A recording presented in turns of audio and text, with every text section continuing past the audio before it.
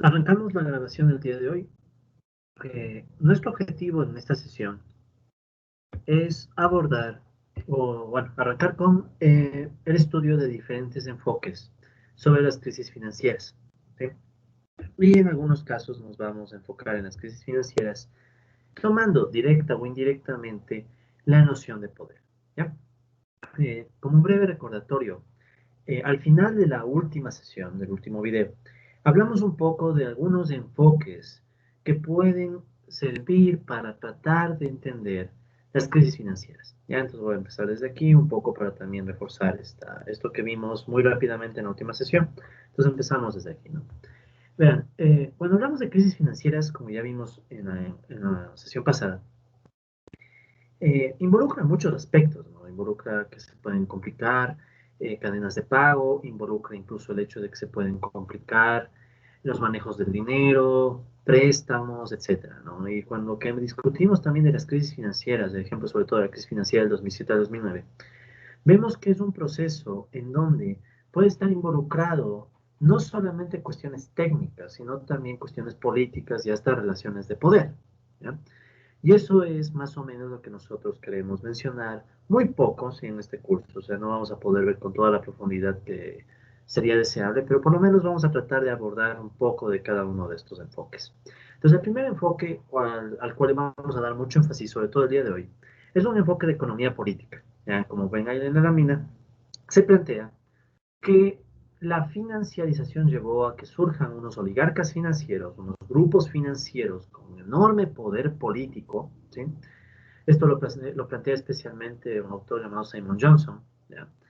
Y esto les permite caer en lógicas de, entre comillas, saqueo, ¿ya? Looting en inglés, ¿ya? Entonces esto es planteado especialmente por autores como Akerlof y Romer. De hecho, el modelo que vamos a estudiar en la sesión de hoy es un modelo planteado por ellos, ¿sí? Por Akerlof y Romer. Es un modelo de looting o de, entre comillas, saqueo a través de las finanzas. Pero no solamente puede haber un enfoque de economía política, también dentro de la discusión del vínculo entre crisis financieras y poder, pueden incluirse nociones de algo que se conoce como poder estructural. ¿Qué es esta idea de poder estructural? El poder estructural suele entenderse como la capacidad de influenciar en las estructuras de la economía. Bueno, a veces hablan de la economía política mismo, pero son más concretos, ¿no? Influenciar en relaciones económicas tipo comerciales o en este caso en financieras, ¿ya? Según la estructura que les conecta, ¿ya? A los diferentes participantes. Esta noción tiene mucho que ver con el concepto de poder estructural de Susan Strange en relaciones internacionales, lo cual, bueno, no vamos a mencionar en este curso, pero lo que sí me interesa es que cuando hablemos de poder estructural piensen en que hay una estructura y según la estructura de las finanzas puede surgir cierto poder. Ejemplo, pueden surgir instituciones que se vuelven demasiado grandes para fallar, too big to fail. Es decir, pueden surgir estas instituciones que son tan grandes, se les dejó crecer tanto que si fallan, pueden ir jalando a un montón de otras instituciones. Y no solo por ser muy grandes, también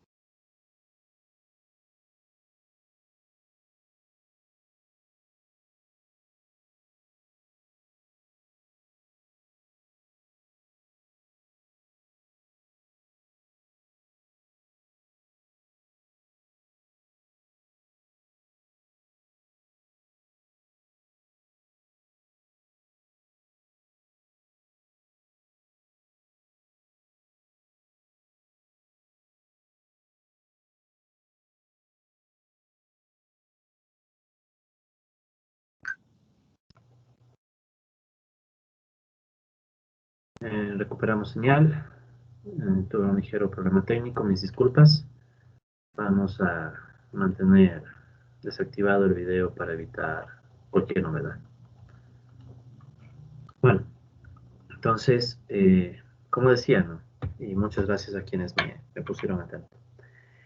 Como les decía, estamos nosotros hablando en el tema de poder estructural, de situaciones donde la forma que tiene la estructura financiera lleva a que surjan estas instituciones que son demasiado grandes para fallar o están demasiado interconectadas y eso puede llevar a la falla. ¿Sí? O sea, imaginen una empresa que no sea muy grande, una institución financiera no muy grande, pero que está conectada con otras por un montón de instituciones. Si falla esta, se va llevando a un montón de otras instituciones y genera problemas, ¿ya? Como les decía, eso se puede estudiar a través de redes financieras. Y también se puede estudiar otro tipo de estructura, la estructura que tenga, por ejemplo, los flujos financieros, ¿ya? Entonces, si ven que es otro tipo de estructura, ¿no? Se puede hacer una estructura a través de red o una estructura de los flujos financieros. Y en el caso de los flujos financieros, según la estructura de esos flujos, también puede surgir inestabilidad financiera y ciclos. Ahí se mencionan en especial los modelos y, bueno, las intuiciones de crisis financieras y sobre todo algo que se llama la hipótesis de la inestabilidad financiera planteada por Hyman Minsky. Ya, está citado Minsky y vamos a hacer lo posible, ojalá podamos hablar al menos un poco de uno de los modelos de inestabilidad financiera de Minsky. ¿Qué más? También puede hablar análisis desde un enfoque de poder de mercado. ¿Ya? Ejemplo, ¿no? Cuando hablamos de poder de mercado tiene que ver mucho con concentración de mercado. Ejemplo muy claro, las empresas calificadoras de riesgo.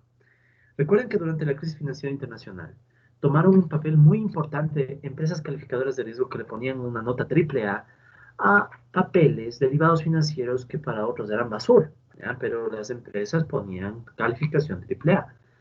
¿Cuál era el detalle? Que solo había tres calificadoras, solo hay tres grandes calificadoras de riesgo: Fitch, Standard Poor's y Moody's. Entonces, estas tres grandes calificadoras de riesgo tienen un excesivo poder en cuanto concentran demasiado mercado, ¿sí? Entonces, ¿qué pasa? Como concentran demasiado mercado, pueden ellas poner calificaciones muy altas a los derivados, ¿sí? Y esas calificaciones muy altas a los derivados hacen que mucha gente se motive y entonces los precios de los derivados suben, mucho más tal vez de lo que deberían realmente tener. ¿Y por qué harían eso las empresas calificadoras de riesgo? Porque las empresas calificadoras de riesgo están vinculadas con los mismos emisores de los papeles, ¿sí? Como bien pasaba con Goldman Sachs o Lehman Brothers, etcétera, ¿ya? Entonces habían vínculos que llevaban a que las empresas calificadoras de riesgo aprovechen su concentración de mercado para poner buenas calificaciones, subir el precio de las acciones y ganar más, ¿no? Entonces, eso y otras asimetrías financieras pueden generar poder de mercado, ¿no? Y también podemos hablar de una noción de poder en el sentido de hacer o motivar a que la gente caiga en lógicas como las burbujas financieras, ¿sí? O sea, uno puede aprovechar que las personas a veces no son muy brillantes, ¿sí? Y crear especulación. Lo que pasó con los tulipanes, o sea, la gente terminó maravillada negociando con tulipanes, pese a que era más que obvio que no se justificaba que unos pocos tulipanes tengan el mismo precio que un barco, ¿ya? Cosas de ese nivel, ¿no? O, en el caso un poco más contemporáneo, no se justificaba creer que las hipotecas otorgadas a personas que no tenían ni ingresos, ni activos, ni trabajos, los famosos créditos ninja, iban a ser sostenibles. Sin embargo, la gente cae en esto que Robert Schiller llama racionalidad exuberante, ¿ya?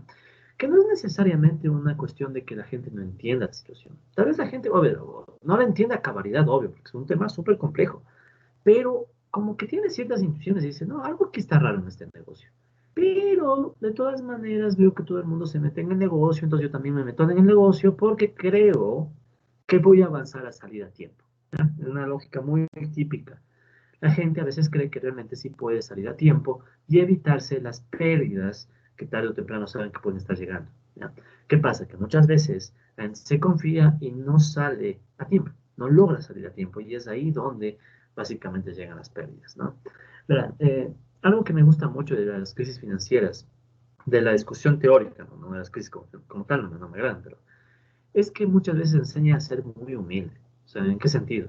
En que uno trata de no caer en estas irracionalidades exuberantes y en otros procesos de euforia financiera, como les llama John Kenneth Galbraith. Y más bien uno trata de ser más cauto, decir, chuta, será desconfiar hasta de uno mismo, ¿no? Porque a veces uno se motiva tanto y uno se puede autoinducir. Y lo peor es cuando uno se sesga por su propia cuenta, sin que nadie más le diga, ¿sí? Nosotros somos muy fáciles de engañarnos a nosotros mismos. Ya, este tema está medio psicológico. Entonces, para evitar caer en eso, me parece muy interesante esto de las crisis financieras, porque como que nos enseña a ser un poco más cautos, ¿no? O sea, de que bueno, no hay que dejarse llevar por la euforia y bueno, tal vez lo más probable es que no sea tan brillante como para saber cuándo va a caer, ¿no? Entonces ahí viene ese tema, ¿no? Decir que uno tiene el poder de crear burbujas, de convencer a la gente, o como dice Schiller, de crear una narrativa, ¿sí? Que le convence a la gente para entrar en estas lógicas. Bueno, entonces se puede generar una mayor tendencia a las crisis financieras. Claro que hay grupos que van a ganar con eso, ¿no? Entonces también hay ganadores. Pero bueno, ¿qué es lo que nosotros vamos a abordar ahora?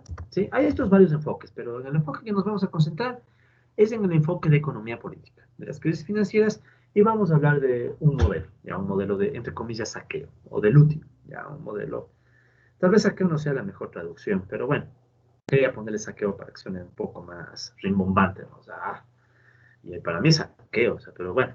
Entonces vamos a ver un modelo financiero en donde básicamente se permite que surjan lógicas de saqueo, ¿ya? ¿Cómo surge? Entonces, verán, vamos primero a plantear algunas intuiciones antes de ir al modelo como tal. Eh, Entre las intuiciones que quiero plantearles están algunos trabajos de Simon Johnson y Kwak, que están citados, en donde estos autores plantean algo muy peculiar y dicen, bueno, las crisis financieras del 2007 al 2009, ¿sí? La gran recesión, podría explicarse porque la financiarización, o sea, todo este proceso de que las finanzas empiezan a dominarlo todo, ha creado una oligarquía financiera. ¿Ya? O sea, se ha creado un grupo de personas, un grupo muy importante que tiene poder, sobre todo poder político, ¿ya? Y ese poder político lo pueden usar, ¿ya? Para que los gobiernos les cubran las espaldas, ¿ya? Entonces se cubren actividades de alto riesgo. Y como dicen ellos, pueden dejar, el gobierno puede terminar limpiando el desastre que dejan estas instituciones financieras. El ejemplo típico, los salvatajes bancarios, ¿ya? Entonces ellos plantean que, bueno, o sea, a partir de estos procesos es muy probable que surja un ambiente financiero vulnerable y donde pueden emerger las crisis. Ojo, Johnson y Kwak, sobre todo Simon Johnson, no son marxistas ni nada que ver, ¿no? O sea, Johnson fue funcionario del Fondo Monetario Internacional, pero pese a ello, él plantea esto. Él tiene un artículo que se llama Silent Coup, o sea, un golpe silencioso, o sea, un golpe de Estado, ¿no? Silencioso, en el sentido de que estas oligarquías financieras se tomaron el poder político. Y es bien interesante, o sea, es bien, bien interesante ese enfoque. Claro que en el capitalismo no debería sorprender mucho, es decir, a medida que el capital se expande y acumula, acumula poder, y entre el poder que se acumula también está poder político. ¿Ok? Bien. Entonces, ¿cuáles son algunos de los aspectos, ¿sí?, que han permitido esa concentración de poder político en las oligarcas financieras? ¿Y qué nos propone Johnson? Y bueno, yo también por ahí pongo algunas interpretaciones. ¿Cuáles son esos elementos? Entre los elementos que han justificado el poder adquirido por las oligarquías financieras están los siguientes, ¿no? Dice, por ejemplo, ¿no? Tenemos la financiarización, ¿ya? Pero no solo la financiarización por la expansión de las finanzas, sino también por su sofisticación. O sea, cada vez el mundo financiero, el mundo de los derivados financieros y el mundo de todas estas lógicas de utilizar los recursos en inversiones, acciones, derivados, se ha vuelto súper sofisticado. Y esa enorme sofisticación ha llevado a que sea un problema de expertos, ¿ya? De hecho, muchos estudiosos PhDs en matemática terminan siendo contratados por grandes instituciones financieras para diseñar estos productos, estas innovaciones financieras, tan complejas que a veces ya ni se entiende qué mismo están ofreciendo, solamente se dice, bueno, es un papel triple A que me ofrece una agencia de calificadora de riesgo, entonces me compro el papel aun cuando no tengo muy claro ni de qué se trata, ¿ya? Entonces surgió una relación de poder, no solo por el tamaño, sino por lo sofisticado que se vuelve el mundo financiero. Súper sofisticado. Mucha gente simplemente no lo entiende. Y se deja guiar por los expertos. Entonces, los expertos ganan demasiado poder. ¿Qué más? La expansión financiera ha llevado a que muy pocos bancos y muy pocas instituciones financieras se vuelvan demasiado grandes e interconectadas para fallar. O sea, desde los años 80, con las grandes desregulaciones financieras que ha vivido el mundo, y que bueno, de eso hemos hablado un poco, resulta como obtenemos al final que hay empresas a las que se les dejó crecer demasiado, ¿sí? Instituciones financieras que llegan a concentrar gran parte de recursos y obvio, luego, si estas empresas quiebran, el Estado casi que está atado de manos a salvarles. Bueno, atados de manos entre comillas, ¿no? Porque eso es complejo. Pero de hecho, Simon Johnson planteaba para enfrentar la crisis financiera de 2007 al 2009, y lo pueden leer, está escrito, él planteaba nacionalizar la banca. Claro que después dice, hay que nacionalizarla solo temporalmente y luego hay que romperla en pedacitos para que queden bancos pequeños, no bancos grandes. Pero bueno, en el capitalismo es de esperar a veces que estos bancos se vuelvan a concentrar. Pero bueno, más allá de eso, el punto al que quiero llegar es que entonces surge esa posibilidad, ¿no? De que grandes bancos quedan demasiado interconectados y tienen mucho peso y los gobiernos muchas veces quedan casi atados de manos y tienen que salvarlos. ¿Qué más? Las entidades financieras, como les digo, con todos estos procesos ganan enorme poder, en el sentido de que pueden influenciar sobre las políticas públicas. Pueden decirle a los gobiernos qué hacer o no hacer, ¿sí? Y ya voy a ponerles otros puntos de cómo logran hacer eso. Y también se puede llegar a creer que se forma toda una ideología de las finanzas. O sea, se llega a esto que ya discutimos un poco la sesión pasada, de creer que lo que es bueno para Wall Street y para las finanzas es bueno para toda la economía. ¿Ya? Entonces, como que se le pone a las finanzas en el centro de toda la lógica del sistema y se dice, bueno, si el sistema financiero va bien, la economía va bien, ¿ya? Aun cuando tal vez no sea cierto, ¿no? En Ecuador, el sistema financiero, los bancos han llegado a tener las utilidades más altas de su historia en estos últimos años. El año pasado, nomás más de 600 millones de dólares. Y sin embargo, la economía no iba bien. Estábamos estancados ya 5 años y con el coronavirus peor. Y aparte de eso hay una enorme concentración. 5 bancos concentran más o menos 80% de los créditos y 70% de los depósitos. 5 bancos. Banco Pichincha, Banco Guayaquil, Banco Internacional, Bolivariano, y bueno, me olvidé del otro banco. Pero bueno, estoy un poco cansado, disculparán. Pero el punto al que quiero llegar es que surge hasta esa ideología de que las finanzas pueden ser hasta más importantes que la economía, ¿sí? Y bueno, más importantes más que la economía, más importantes de la supervivencia de la población. El pago de deuda externa en la mitad de una pandemia, por ejemplo. O sea, eso ya muestra que las finanzas internacionales, los créditos, conseguir más plata para el Ecuador, puede llegar a ser más importante que las urgencias de salvar vidas. Alguien dirá, pues que si no conseguimos plata, después no podemos salvar más vidas. Es relativo, ¿no? Es relativo. Pero bueno, son temas polémicos que ya involucran relaciones de poder, ¿no? O sea, lo que yo quiero llegar es a eso, o sea, que se note cuán importante es el tema del poder, y sobre todo el poder político. ¿Qué otros procesos podemos incluir? Ya, hay muchos más, vean, por ejemplo, este. Hay individuos que pertenecen a las instituciones financieras, pero después pertenecen a los gobiernos, ¿sí? En un proceso que se les suele llamar de puertas giratorias. Y tiene ese nombre justo porque es como que estuviera una persona que trabaja en una institución financiera grande. Luego es como que pasara por una puerta giratoria y va al gobierno. Luego sale del gobierno y vuelve a otra institución financiera. Y luego otra vez al gobierno y así. ¿Ya?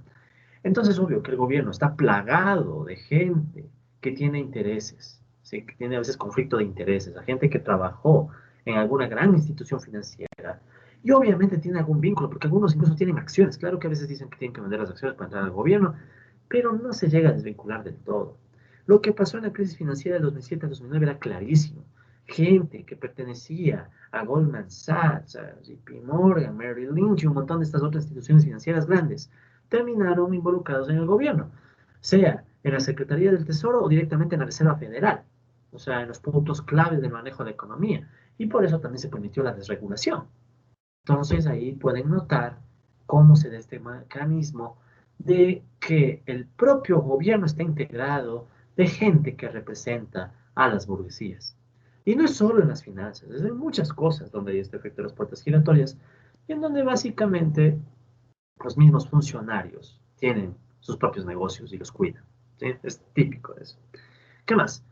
También podemos hablar de la legitimidad y el rigor académico como defensores del poder de los grupos y los oligarcas financieros. ¿Por qué? Como bien se menciona, por ejemplo, en este documental Inside Job, que algunos de ustedes ya lo pudieron ver, eh, los profesores de economía y de finanzas y de negocios de varias universidades prestigiosas del mundo también son asesores, consultores, colaboradores de estos grandes grupos financieros, ¿sí? O reciben financiamiento cuando hacen publicaciones o investigaciones, ¿ya? Entonces, ¿qué sucede? Que muchos viven y tienen conflictos de interés, literal. Es decir, muchos profesores pueden, por ejemplo, hablar bien del sistema financiero, hablar bien de Wall Street, porque ellos mismos tienen recursos invertidos en Wall Street. Entonces, ¿qué sucede? Que básicamente la academia termina volviéndose una suerte de defensora del sistema, ¿ya? Porque los mismos académicos también tienen vínculos. Conflicto de intereses. Hay el caso de Mishkin, no me acuerdo ahorita este profesor Mishkin el nombre, pero él, por ejemplo, pertenecía a la Reserva Federal de Estados Unidos. Y él escribió un artículo que hablaba, por ponerlo simple, ¿no? El título, la estabilidad, perdón, la estabilidad financiera de Islandia. ¿Ya? En el documental Inside Jobs se recoge esto y se le pregunta al propio Mishkin, porque es interesante.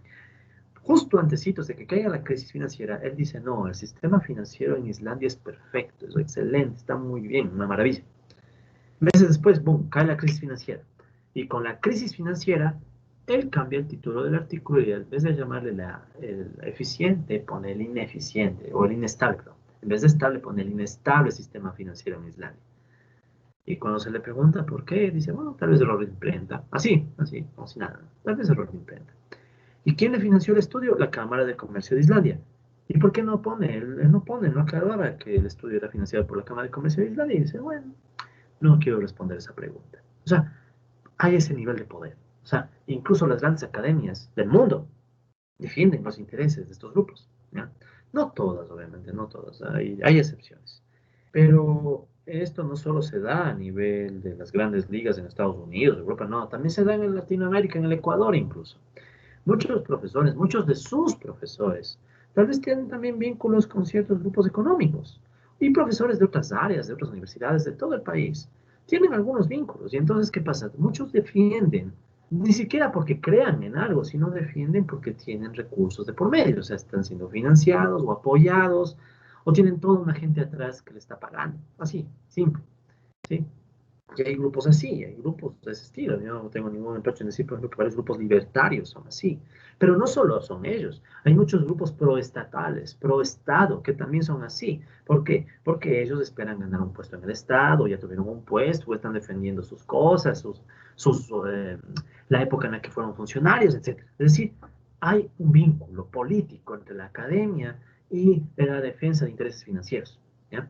Solo que por ahí de vez en cuando vemos uno que otro loco que no nos metemos en hacer plata y en vez de eso nos dedicamos a la academia en serio y a criticar a todo el mundo, pero digamos que esa es la excepción, ¿no? La regla es usualmente que esta gente siempre esté vinculada en más cosas. ¿Qué más? También podemos decir que otro de los elementos que justifican o generan el poder de los oligarcas financieros está el demasiado énfasis en esa idea de libre mercado, que se regula sola, o la autorregulación. ¿Ya?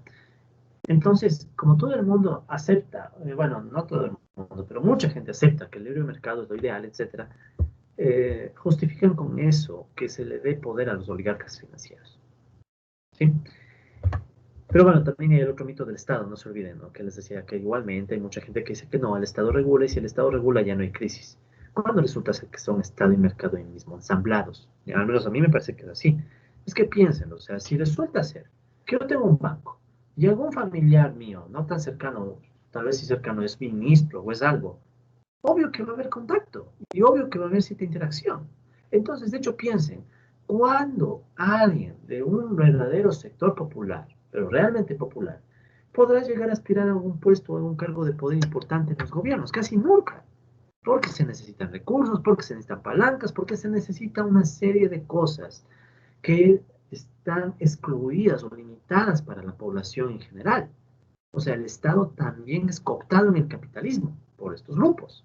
Entonces, ¿qué resulta ser? Que tanto la idea del libre mercado, que se regula solo, como la idea del Estado, que regula, pueden llegar a ser mitos. Y al final resulta ser que ni los unos ni los otros funcionan, sino que todo es una maraña, en donde a ratos algunos se pelean, otros se llevan, y mientras tanto se sigue explotando a los trabajadores. Pero bueno, al menos es mi interpretación, ¿no? Desde el marxismo. ¿Qué más? El culto a las finanzas, ya hablamos de eso. O sea, todo el mundo quiere ganar plata casi que sin trabajar y solo invirtiendo en bancos y sin preguntarse cómo hace el banco para obtener los intereses. O también tenemos el rol que juegan las élites financieras hasta para financiar las campañas políticas. Es decir, grandes cadenas, grandes grupos financieros en Estados Unidos financiando a demócratas y a republicanos. Y en el Ecuador también, bancos que financian a un candidato y a otro candidato y a varios, ¿sí? Creo que, bueno, últimamente como que ciertos banqueros se han cansado y quieren ellos mismos ser presidentes, ¿no? Pero bueno, eh, a la final es eso, a la final son grandes grupos que financian. Y aquí no se salva a nadie, o sea, aquí verán, no caer en esa idea de que, bueno, pero este candidato que a mí me agrada, este sí es diferente. Esto es un tema estructural, o sea, esto no depende de candidatos, de individuos, esto ya es como el capitalismo a escala global está evolucionando. Y si no lo quieren creer, vuelvan a ver el Inside Job. O hay muchas otras formas de documentales. La historia de los mismos países latinoamericanos, del Ecuador, La historia del Ecuador. Campaña tras campaña financiada por grandes grupos económicos y financieros, que luego hay que pagarles los favores. Eh, Odebrecht, Marcelo Odebrecht decía, nosotros ponemos para todas las campañas, para todos. O sea, ponían plata para uno y para el otro, para el de izquierda y para el de derecha. Y además, ¿qué hacían? Y bueno, cuando se ganaba y había que pedir algún favor o se tenía que pagar algún favor a algún candidato o algún asambleísta, congresista, lo que sea, porque ellos hablan de Latinoamérica en general.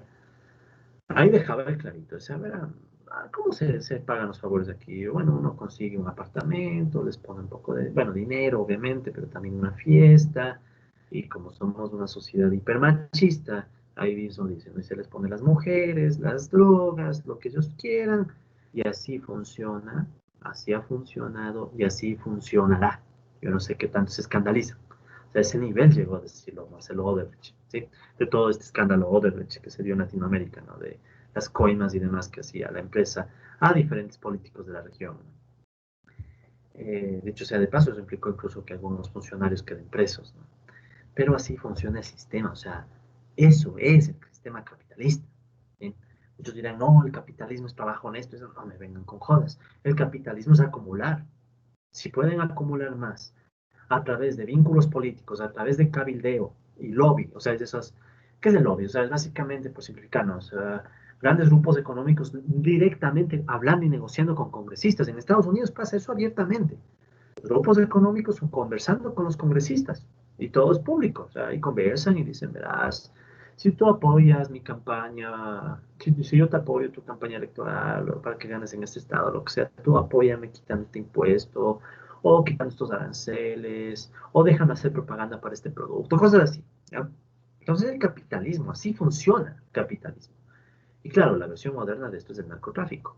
Con el narcotráfico, el capitalismo está derivando en un cabildeo mucho más sucio, ¿no? Porque incluso los capos de la droga ya empiezan a participar en las negociaciones. Más, un detalle que me he olvidado de mencionar, pero lo incluiré en las láminas también. Eh, en su momento, el presidente de la Bolsa de Valores de Nueva York se reunió en Colombia con los dirigentes máximos de las FARC. Creo que en los años 90 fue eso. Ya voy a incluir el dato aquí en las láminas, cuando hablemos un poquito más de esto. Pero, por ejemplo, eso, ¿no? O sea, las finanzas y la droga también están muy vinculadas, porque ¿a dónde va mucho del dinero conseguido del narcotráfico? Sino al sistema financiero internacional. Entonces resultaba ser que el presidente de la Bolsa de Valores de Nueva York iba a Colombia a conversar sobre las bondades del libre mercado, así lo lanzó la prensa en ese entonces, las bondades del libre mercado con las guerrillas.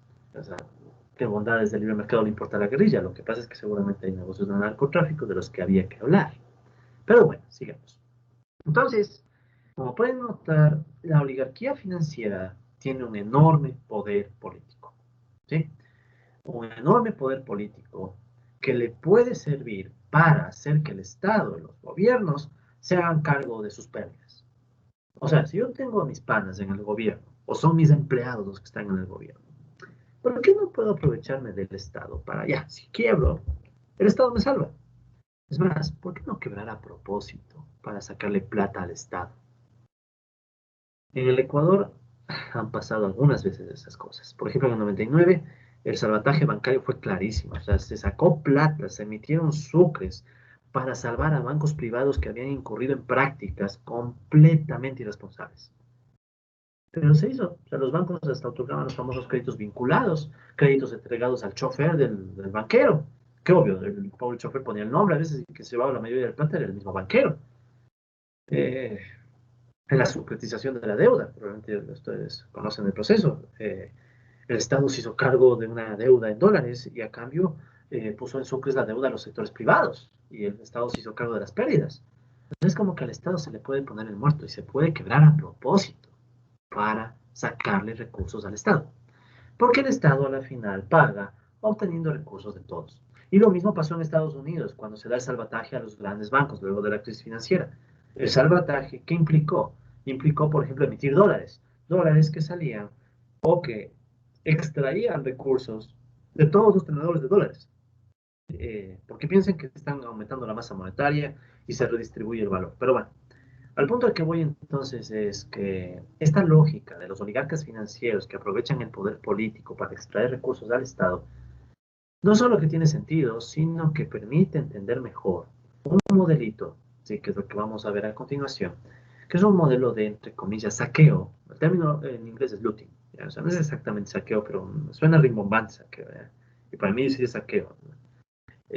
Propuesto por Akerlof y Romer en el año 1993.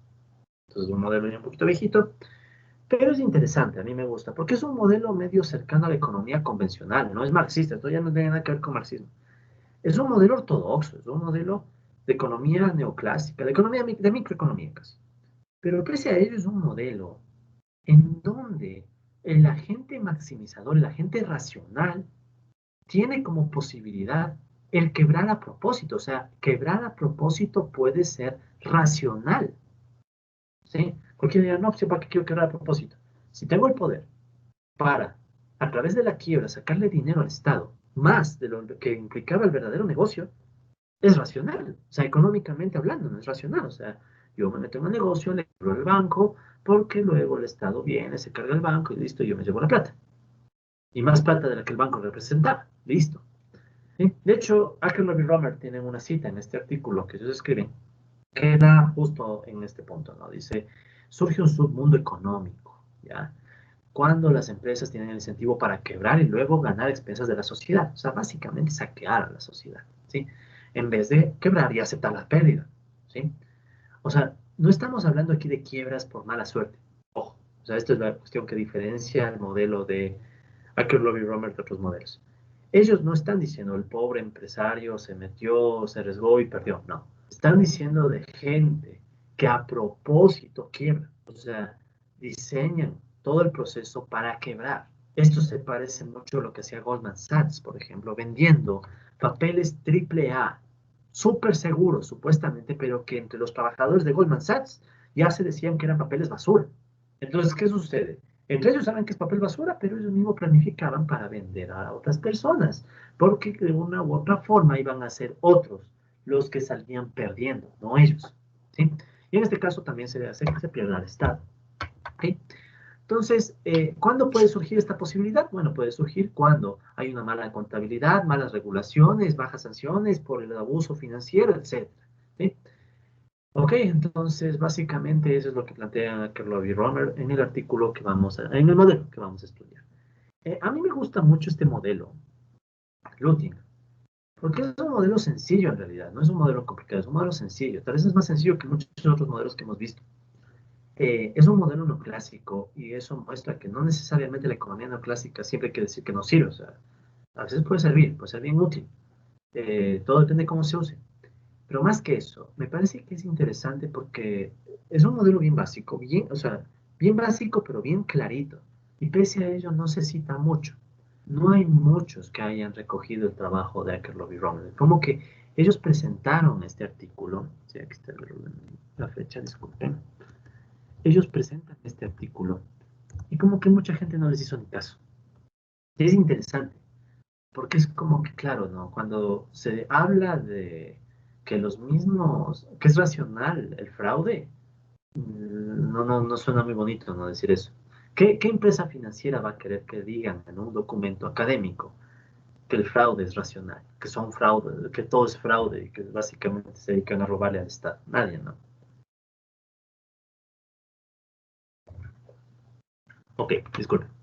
Entonces, como les digo, eh, Akerlof y Robert en este artículo recogen mucha de la idea que estamos planteando, ¿no? Y por eso es el interés en presentarles este modelo que, bueno, a la vez yo reconozco que este modelo me lo presentó un amigo, Wilson Pérez, que, bueno, con el que también estamos trabajando en una tesis doctoral, y estoy justo metido en estos temas, ¿no? Y por eso me llama mucho la atención, porque tiene mucho que ver con la idea del poder. Piénsenlo. Si no tuvieran poder, las oligarquías financieras quiebran y quiebran y se van a la cárcel y se van a poner su plata a los que hicieron perder a los bancos. Alguien dirá, pero los bancos pueden hacer que toda la economía quiebre. Bueno, de entrada no habría que dejar que crezcan tanto, ¿no? Y si ya crecieron, yo creo que la idea de Simon Johnson no es tan mala. Nacionalizar y quebrar. O sea, no quebrar, perdón, nacionalizar y romper. O sea, los bancos grandes romperles en pequeños, una vez que se nacionalicen. Eso, repito, lo plantea él, no lo estoy planteando yo. Y él fue funcionario del Fondo Monetario, o sea, no estoy diciendo nada marxista, por si acaso. Porque si fuera más marxista, otras cosas también diría, pero bueno. Ok, entonces, para ir cerrando esta introducción y ya entrar en el modelo. Ya, en un sentido general, esta bancarrota para ganar de la que hablan Akerlof y Romer sucede cuando el gobierno garantiza las deudas y obligaciones de las empresas. Entonces, ¿qué sucede? Piensen que, ¿cómo se ve en la microeconomía convencional el problema del consumidor, por ejemplo? O cualquier problema, ¿no? Hay una restricción presupuestaria. O sea, uno no puede gastar todo lo que quiere ni hacer todo lo que quiere con los recursos porque hay una restricción. Pero si hay alguien por detrás que me está cubriendo los gastos y que me cubre incluso las pérdidas, mi restricción cambia y por tanto yo puedo incurrir en nuevas prácticas, ¿sí? Y ahí es donde Akerlof y Romer plantean que justo por eso, o justo en ese momento es cuando se vuelve atractivo quebrar para ganar, ¿sí? Y eso puede ser aplicado por empresas completamente racionales, completamente matematizadas, racionales y etcétera, ¿sí? O sea, básicamente se puede decir que perder, quebrar y hacer que el Estado se cargue la pérdida y yo robarme la plata, llevarme la plata, puede ser planificado, ¿sí? Se puede planificar. Y bueno, es que se puede, se planifica. O sea, se planifica, hay varios casos. Y no estoy hablando tampoco de pirámides, nada. Estoy hablando de un sistema financiero normal. O sea, cómo el sistema financiero puede aprovechar su poder político, sean bancos, sean instituciones de otro tipo, calificadas de lo que sea, para tratar de caer en estas lógicas. Entonces, yo creo que por eso es lo valioso del modelito que vamos a ver a continuación. ¿Ok? Bueno, entonces hemos hecho ya esta introducción al modelo y en este momento vamos a desarrollar el modelo. ¿Sí? Entonces vamos a desarrollar el modelo tal como hemos desarrollado modelos anteriores. ¿Sí? Mi objetivo es que con eso nosotros tenemos una visión más completa, ¿no? De las crisis. O sea, dense cuenta que este ha sido todo un curso de crisis. ¿Ya? Eh, Créanme, no es por nada, pero a mí me hubiera gustado mucho haber tenido en su época un curso sobre crisis, ¿no? Tal vez por eso me volví traumado, porque las crisis creo que son la verdadera razón de por qué es necesario cambiar de sociedades. No es solo porque hay desigualdad, también, o sea, la desigualdad es clave, o sea, es un tema insoportable, pero las crisis es donde realmente los más débiles son los que terminan pagando, como ahorita vamos a ver en este modelo. Entonces, por eso mismo creo yo que es vital entender las crisis desde diferentes perspectivas, ¿no? Pero bueno, ok, colegas, entonces vamos con nuestro modelo uno, si quieren, de crisis financieras. Trataremos de ver por lo menos otro modelo más, ¿ya? Entonces, este es nuestro modelo uno de crisis financieras y este es el modelo de Lutin, de Akerlof y Romer. Akerlof y Romer, Paul Romer, del año 93. ¿Sí? El olvidado modelito de Lutin. ¿Ya? Olvidado a propósito, creo yo. Pero bueno, bien. Vamos. Entonces, como hemos hecho con otros modelos, vamos a arrancar planteando los supuestos. ¿Sí? Entonces vamos a empezar aclarando cuáles van a ser los supuestos del modelo. ¿Sí? Entonces, los principales supuestos. Con eso vamos en orden. Los supuestos son casi todos los que plantea Akerlof y Romer. Un poquito los voy a ir aclarando un poco, pero son los supuestos que ellos ponen. No voy a poner casi nada de mi parte, sino voy a tratar de ser lo más fiel a la exposición de ellos. Ok, entonces, bueno, primero, el primer supuesto y tal vez el supuesto clave, podemos decir lo que es así. Hay una institución financiera, hay una institución financiera. Ya vamos a pensar en particular en un banco de inversión. Ya vamos a ver por qué. Pero puede ser cualquier otro tipo de institución financiera, ¿no? Por ejemplo, aquí, por ejemplo, puede ser un banco de inversión, ¿ya? Que tiene el poder político,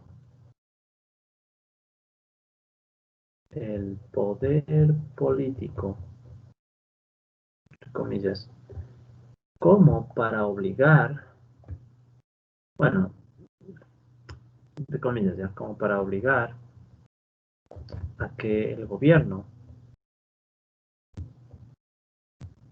cubra sus pérdidas. ¿Sí? Ok, entonces esta es la primera idea, ¿no? O sea, Akerlof y Romer no lo dicen tal cual, o sea, no lo dicen así con las palabras, no lo dicen de otra manera, pero nosotros para adecuar a la exposición que estamos haciendo lo vamos a plantear así, al supuesto, ¿ya? Eh, Esto es interesante, ¿no? Akerlof y Romer tampoco justifican el por qué podría pasar, pero nosotros ya podemos poner varios ejemplos, ¿no? O sea, ¿por qué? Ya pusimos un montón de ejemplos, ¿no? O sea, básicamente es la oligarquía en acción, la oligarquía financiera en acción, ¿ok? La que plantea Simon Johnson. Ok, listo, vamos con el segundo supuesto. Ya. Eh, en el segundo supuesto lo que vamos a plantear es que hay total certeza y estrategias legales. Hay total certeza y estrategias legales, ¿ya? Que permiten o que justifican uno, ¿sí? O sea, todo es legal, ¿sí? Todo es totalmente legal, no es que aquí hay un fraude, no, todo es legal, ¿ya? O sea, en realidad es un fraude para el Estado, ¿ya? O sea, en realidad es un fraude, pero es un fraude no en términos legales, sino que es un fraude ya por los resultados, ¿ya? Pero todo es legal, ¿sí? O sea, todo es totalmente legal, no hay nada aleatorio tampoco, o sea, todo es legal y no es que aquí fue una cuestión de suerte o de mala suerte, sino que fue a propósito y con expreso conocimiento de la ley, ¿ya? Esos son los supuestos. ¿Qué más vamos a asumir? Vamos a asumir que los propietarios, ¿sí? Los propietarios, aquí van a ser accionistas, ¿sí? O sea, gente que tiene acciones del banco, ¿ya? Entonces, los propietarios y los administradores. Aquí pueden estar, por ejemplo, los gerentes, ¿no? Los gerentes, los CEO, o sea, toda esta gente que es la que administra, que no siempre es la que es propietaria, ¿no? Pues vamos a asumir que los propietarios y los administradores tienen los mismos intereses. Tienen los mismos intereses. ¿Ok? Listo. Entonces, de esa manera nos evitamos complicar el modelo diciendo que, bueno, ¿qué tal si el administrador no quiere que el banco quiebre? Hay algunas de esas cosas así, ¿no? Se puede decir, ¿qué tal si el administrador dice, no, yo no voy a dejar que quiebre el banco, mi nombre se pone en riesgo? Y los accionistas dicen, quiebra, yo solo quiero la plata. Entonces vamos a asumir que propietarios y administradores tienen los mismos intereses. Incluso podríamos pensar que son el mismo, ¿no? ¿Qué más? Vamos a asumir, ¿sí? Ya, entonces, como les decía antes, asumimos una institución financiera.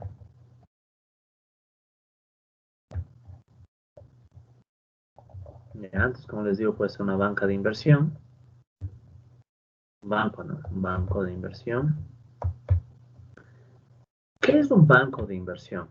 Cuando hablamos de un banco de inversión, nos estamos refiriendo a un banco que está recogiendo recursos para comprar y vender acciones o derivados financieros. O sea, bancos que se dedican a invertir, ¿ya? O sea, no solamente se dedican a recoger recursos, sino que también invierten, ¿sí? Entonces pueden invertir en derivados financieros, pueden invertir bueno, en lo que ustedes imaginen, o sea, en hipotecas, pueden invertir en títulos de la deuda de Estados Unidos, del Ecuador, de lo que sea, ¿ya? Entonces, banco de inversión, como JP Morgan, Goldman Sachs y ellos, ¿ya? También podemos pensar, o sea, esa es una opción, ¿no? Banco de inversión. También podemos pensar en que estos son fondos, ¿sí? Fondos de ahorro y préstamo. Hay instituciones que se dedican justo a eso, recoger ahorros y dedicarse al savings and loans, ¿ya? Ahorros y préstamos. De hecho, en los años 80 recuerden que surgió una crisis en Estados Unidos que tuvo mucho que ver con esto, ¿no? Con instituciones dedicadas al saving and loans, o sea, ahorros y préstamos. O sea, así mismo se llamaba. Y etcétera, ¿no? O sea, no es un modelo exclusivo para estas empresas. O sea, asumimos una institución financiera, pero el modelo puede aplicarse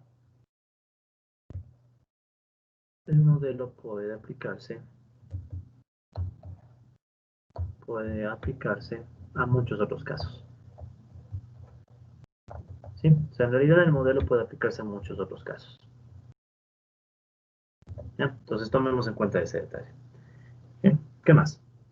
El siguiente supuesto, después 4, vamos al supuesto 5 del modelo.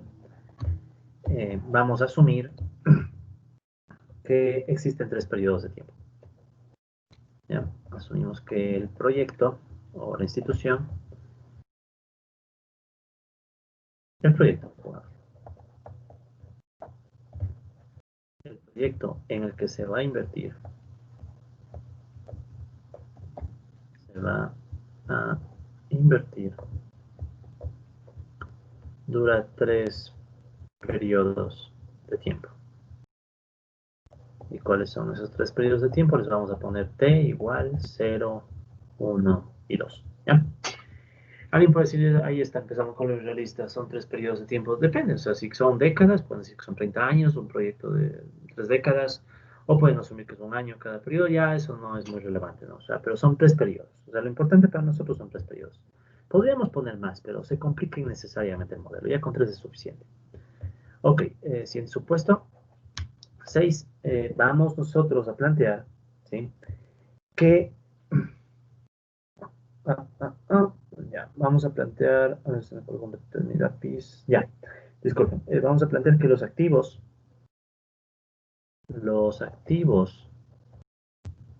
en los que se invierte, ya, los activos en los que se invierte pueden ser comprados con, entre comillas, capital propio, ya, pueden ser comprados con capital propio o con préstamos. ¿Sí? Entonces, ese es otro supuesto. Pueden comprarse con capital propio o con préstamos, ¿ya? Entonces piensen, somos un banco de inversión, ¿ya? De estos que quebraron en la crisis financiera. Vamos a comprar acciones, ¿ya? Vamos a comprar acciones de alguna empresa. ¿Ya? Soy un banco que va a comprar acciones de una empresa. Y yo como banco puedo usar mi propio capital, ¿sí? O también, y ojo, ese capital es puesto por los accionistas, ¿no? El banco. O también puedo yo, como banco, pedir prestado o tomar recursos de otras personas que han depositado dinero en mi banco. ¿Sí? Entonces, esa es la idea. Es como quien dice, ok, yo voy a invertir en General Motors o en cualquier empresa. ¿Quién quiere poner plata en mi banco para yo con esa plata invertir? Y les doy una parte de la ganancia. ¿Sí? Entonces, esa es la idea básica, ¿no? Ahora, obvio que si es que se va a permitir esto, ¿sí? Entonces vamos a poner otro supuesto, el supuesto 7. En el supuesto 7 vamos a plantear que el gobierno, sí, no se olviden, por cierto, cuando tenemos esta relación capital propio y préstamos, estamos hablando justamente de apalancamiento, ¿no? ¿Se acuerdan que en la crisis financiera internacional los niveles de apalancamiento llegaban a ser de 33-1? Casi todo era préstamo y no había nada de capital propio, ¿ya? Entonces eso es más o menos lo que queremos analizar, ¿ya? Entonces este es el nivel, esto tiene que ver con el apalancamiento, o sea, se permite el apalancamiento. Pero vamos también a asumir que el gobierno va a imponer requerimientos, imponer entre comillas, ¿no?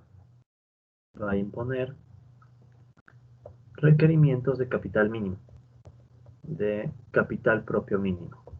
Capital propio mínimo. ¿Ya? Requerimientos de capital propio mínimo para emprender en el negocio. Es decir, ok, este banco de inversión, ¿sí? Este banco de inversión puede apalancarse, pero hasta un punto. Y el límite lo pone el gobierno. O sea, si quieren esto, en otras palabras, podría decirse que el gobierno pone un límite máximo al apalancamiento. El gobierno pone un límite máximo al apalancamiento. ¿Ya? ¿De acuerdo? Ya vamos a ver que con límite de apalancamiento y todo, igual hay problemas. ¿Sí? Entonces, de todas maneras, es un detalle interesante de modelos de Akerlof y Romer. Ya. ¿Qué más vamos nosotros a asumir? Vamos a asumir supuesto 8, 6, 7, supuesto 8. ¿Ya? Vamos a asumir que los activos, ¿sí? O sea, el proyecto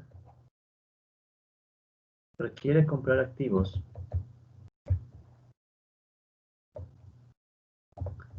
Cuando hablemos de activos, básicamente estamos, si quieren, puede ser, no tiene que ser así, o sea, es solo para visualizarlo, ¿no? Por ejemplo, acciones. Ya vamos a hacer un esquemita gráfico para que se entienda. Entonces, el proyecto requiere comprar activos, por ejemplo, acciones, ¿ya? En el periodo cero. En el periodo cero. ¿Sí? El proyecto requiere comprar activos en el periodo cero, pero luego ya no se compran más activos. Ya no se compran más activos. ¿Ya? Podríamos poner esa condición, pero se complica más el modelo. Entonces, lo más sencillo, ¿no? Asumimos que en el periodo cero se compran los activos. ¿Ya? Entonces, el proyecto requiere comprar activos en el periodo cero, pero luego ya no hay más compras de activos. ¿Qué más? Los activos, ¿sí? Entonces, a ver, la inversión en activos, pongamos, ¿ya? Más activos, coma. La inversión en activos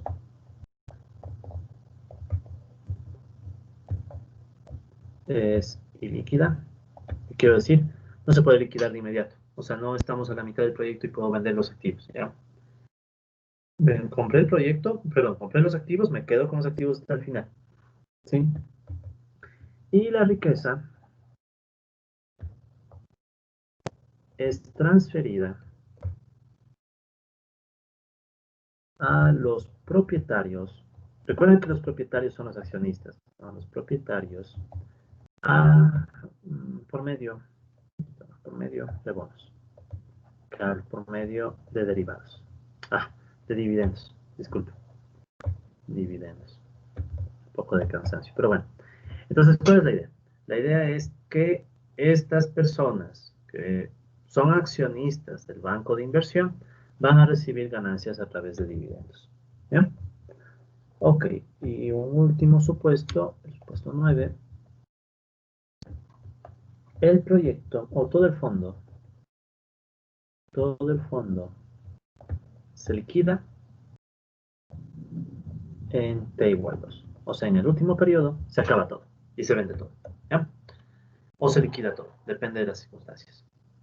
¿Sí? Entonces, estos van a ser los supuestos iniciales del modelo. Akerlof y Romer los plantean a su modo, yo lo he planteado con una ligera variante para poder entender la situación. ¿Ya? Entonces, vamos a hacer un esquema gráfico para más o menos asimilar estos datos. ¿Ya?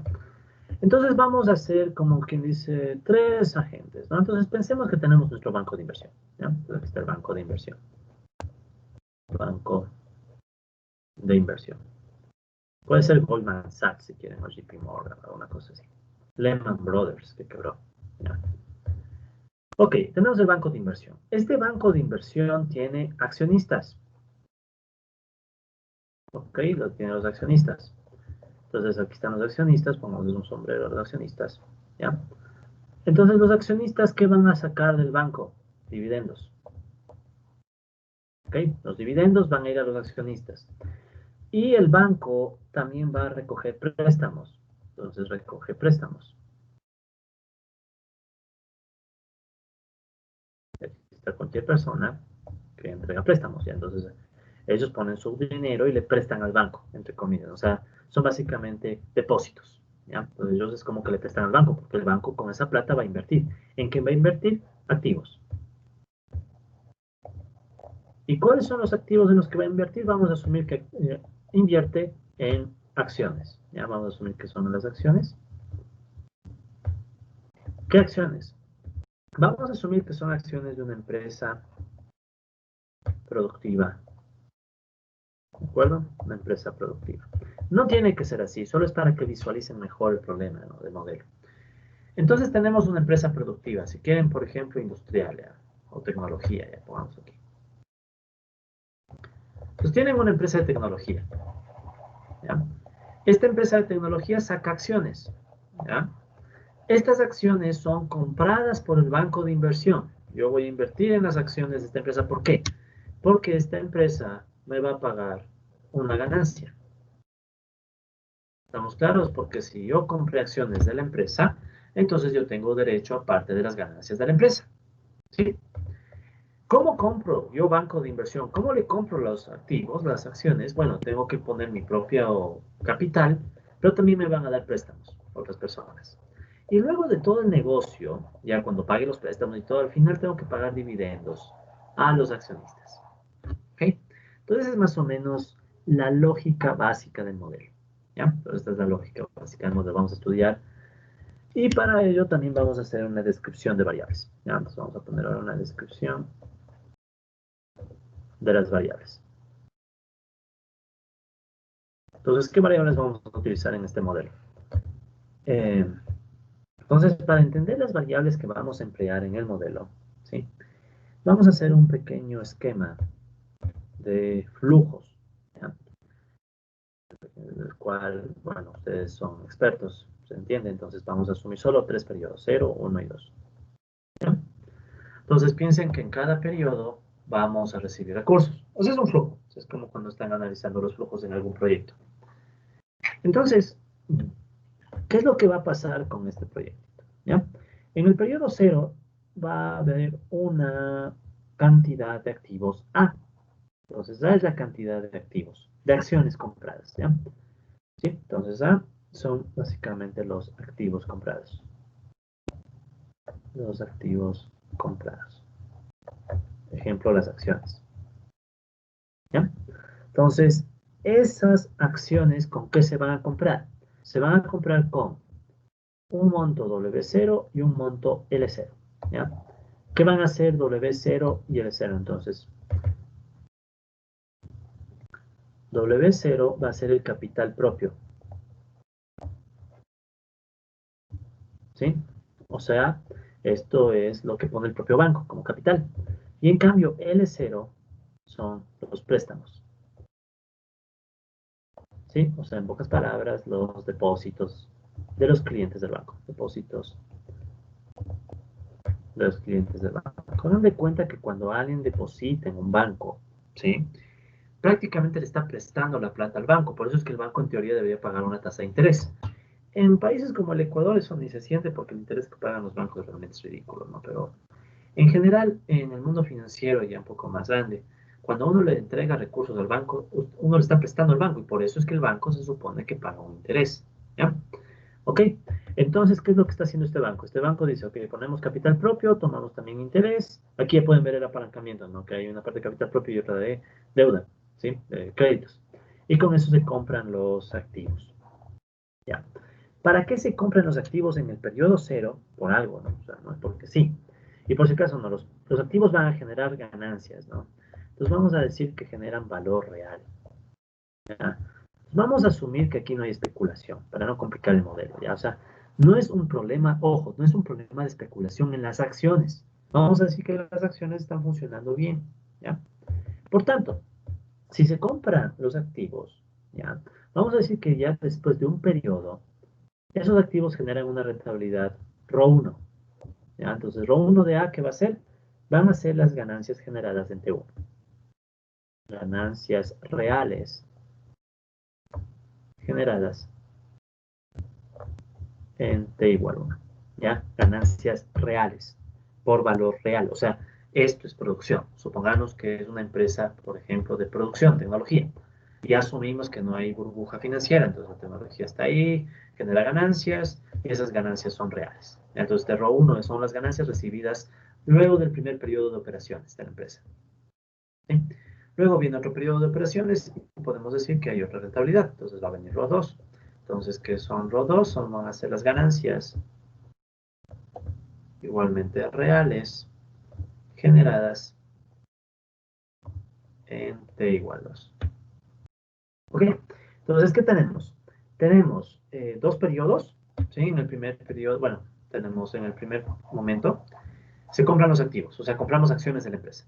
Pasa un periodo de tiempo y se generan ganancias. Pasa otro periodo de tiempo y se generan nuevamente ganancias, pero aquí se acaba el proyecto, ¿sí? Imagino que ustedes son más que expertos en estos temas, así que yo solo les estoy describiendo cosas que de hecho ya conocen. Ok, ¿qué más? Cada paso de un periodo a otro, ¿sí? Tiene asociada una tasa de interés. Vamos a ponerle R, R1 y R2. ¿Ya? Entonces hay dos tasas. Entonces, ¿qué son R1 y R2? O sea, ¿qué es R sub T? T siendo 1, 2, ¿no? Entonces, R sub T va a ser en cambio la tasa de interés. Tasa de interés que paga el mercado. Voy a bajar esto un poquito más. ¿Ya? Entonces, repito, no, esta es la tasa de interés que paga el mercado. O, si quieren, esta es la famosa tasa de descuento.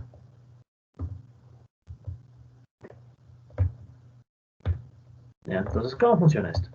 Imaginen que ustedes están en este negocio. ¿Ya? Bien podían comprar activos o bien podían tomar su dinero y ponerlo en un banco. O sea, el banco poner el dinero en otro banco. Se puede. ¿Y por qué? Ahí es un banco, para sacar el interés que le paga el mercado. Entonces sería el costo de oportunidad, si quieren, del dinero. O sea, yo puedo poner el dinero en los activos o puedo poner el dinero en el mercado, ¿sí? Pero si pongo el dinero en el mercado me genera una tasa de interés de R1, ¿ya? Por tanto, si yo sé que el mercado me genera una tasa de interés de R1, esa es la tasa de descuento que debo aplicar a mis flujos financieros, ¿sí?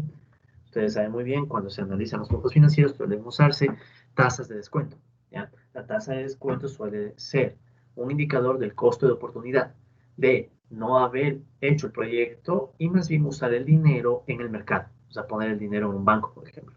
O poner el dinero en unos bonos de mercado, por ejemplo, los bonos de Tesoro de Estados Unidos, cosas así. ¿Ya? Ok, listo. ¿Qué más vamos a decir? Déjenme poner, voy a poner esta variable acá abajo mejor, ¿ya? Entonces, ¿qué quedan aquí? Listo, entonces tenemos los activos, tenemos las ganancias. ¿Qué más se va a obtener en T igual 1? En T igual 1 y en T igual 2 también van a surgir unos delta. Vamos a poner delta 1, delta 2. ¿Ya? Esta es la letra delta mayúscula. Estos son los dividendos. Dividendos. ¿Sí? Dividendos a accionistas. Accionistas en T igual 1. Aquí en cambio estarían los dividendos a accionistas en T igual 2. ¿Sí? ¿De acuerdo? Entonces, más o menos para poner las variables en nuestro dibujito, ¿cómo nos quedaría entonces? El banco de inversión compra activos. O sea, aquí estarían los activos, ¿no? Que son W0 más L0. W0 es el capital propio, L0 son los créditos. ¿Ya? O sea, ahí está el apalancamiento, ¿no? Luego se reciben ganancias. ¿Cuáles son las ganancias? Rho sub T A. ¿Sí? Entonces es una función, ¿no? Rho sub T de A. Las ganancias. La gente ha dado préstamos, que esos son obviamente el L0, y los dividendos que van a los accionistas son los deltas, delta 1 y delta 2. ¿Ok? Entonces, esos son básicamente los elementos clave que componen el modelo de Akerlof y Romer. ¿Ya? Déjame ver si me está faltando algo más. No, estamos ya completos. Ahora, ustedes aquí pueden notar que estamos hablando de apalancamiento, ¿no? Por tanto, hay una parte de capital propio y otra parte que son préstamos, que la empresa, que el banco de inversión usa para comprar los activos. ¿Cuánto de lo uno, cuánto de lo otro? Entonces, recuerden que había un supuesto que decía que el gobierno pone ciertos límites al apalancamiento, ¿sí? Entonces, vamos a poner eso como una ecuación. Entonces, ¿cómo van a quedar los límites al apalancamiento? Ya, entonces el límite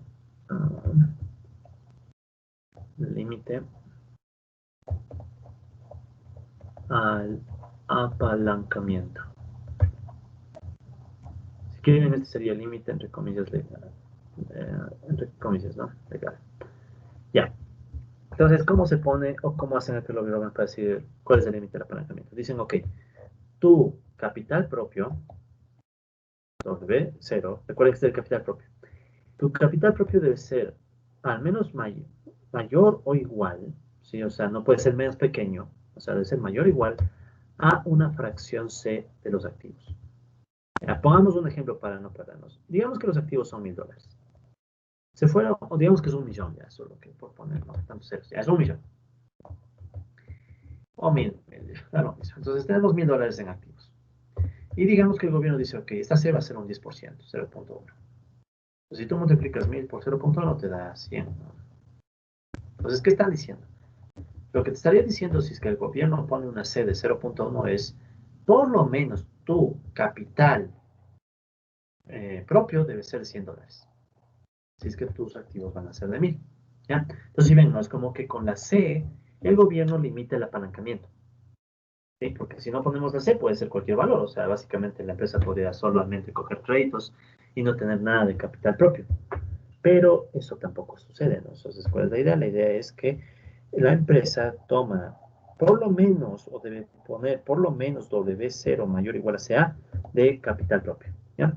Entonces podemos decir que esta letra C, esta es nuestra variable, la C, ¿qué recoge? Vamos a decir que es una fracción de capital propio mínimo, ¿sí? Para operar. O bueno, pongamos de fracción que limita el apalancamiento. Más práctico. El apalancamiento. O sea, ¿qué significa eso? Es la fracción que pone un límite a cuánto crédito y cuánto capital propio puedes poner. O sea, mínimo tienes que poner 10% de los activos como capital propio. O sea, si tú estás invirtiendo en $1000 en activos, por lo menos $100 de esa inversión deben ser capital propio. ¿Ya? Es una forma de garantizar solvencia, ¿no? O sea, de evitar que la empresa o el banco de inversión use solo créditos. Imaginen que sería solo usar créditos para hacer negocios. Bueno, eso hicieron en la crisis financiera internacional, ¿no? O sea, usaron solo créditos para sus negocios, pero, sí, vamos a suponer que el gobierno le pone un límite. O bueno, Akerlof y Romer suponen eso. ¿Sí? Listo.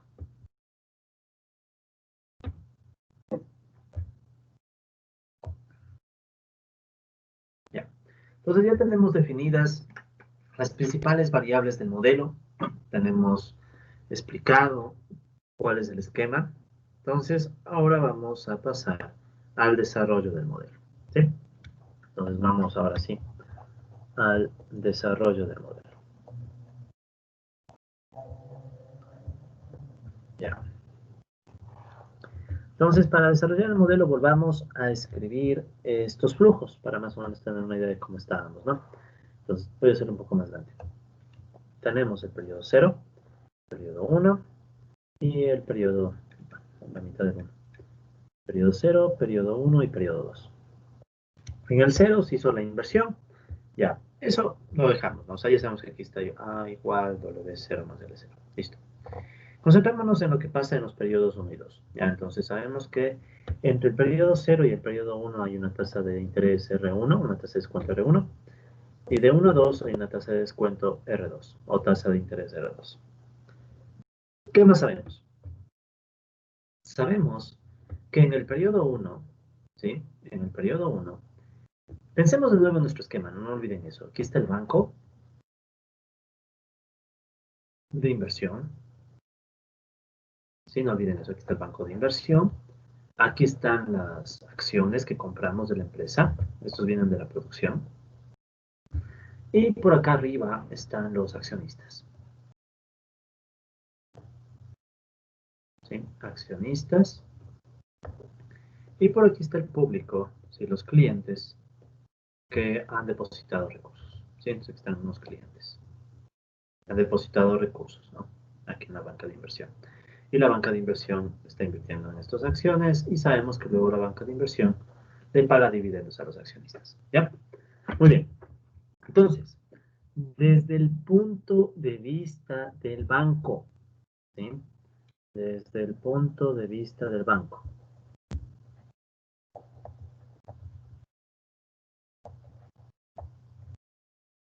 Ya, ¿qué es lo que sucede desde el punto de vista del banco?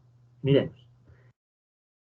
Al terminar el primer periodo, ¿qué va a recibirse el banco? Va a recibir el banco una rentabilidad, las ganancias del primer periodo de los activos. El banco, ojo, el banco, ¿sí? Entonces el banco dice, ok, puse mi dinero en estas acciones y las acciones me generaron una rentabilidad. Listo, entonces recibo esa rentabilidad. ¿Qué es, en cambio, lo que el banco tiene como obligaciones o como pasivos, ¿ya? Por pagar? Pensemos. El banco tendría una obligación, ¿ya? Entonces, desde el punto de vista del banco, tiene esto como un activo extra, ¿no? O sea, son las ganancias que entrarán en caja, bueno, donde tengan que entrar. ¿Ya? No me voy a preocupar de los detalles ya más contables. Pero el punto es que ya tenemos ese flujo, ¿no? O sea, vean de más como flujos, no se preocupen mucho en caja, sino en flujos. Entonces, ese sería un flujo para el banco, para la empresa. En cambio, ¿qué obligación tiene la empresa? Ojo, ha recibido plata de gente. Por tanto, el banco se supone que debería tener ese dinero. Acuérdate que devolverle a la gente el dinero. Y ese dinero hay que cargarle una tasa de interés, porque ha pasado un periodo, porque la gente me dio dinero en el periodo cero. Entonces, entre el periodo cero y el periodo 1, ¿qué sucede? Que el banco debe cumplir con qué cosa? El monto original más una tasa de interés aplicada a ese monto. ¿Sí? Porque es eso, o sea, es un crédito, bueno, es un depósito. Le depositaron al banco en cero, el banco tomó esa plata y por tanto resulta ser que el banco para el periodo 1 debería contar con ese dinero más el interés que se gana ese dinero. O sea, ellos ya ganaron un interés porque estuvo un periodo de tiempo el dinero en el banco. ¿Sí? Entonces, ¿cómo se escribe? Otra forma de escribir esto, que ustedes probablemente conocen más que bien, 1 más R1 por B de 0.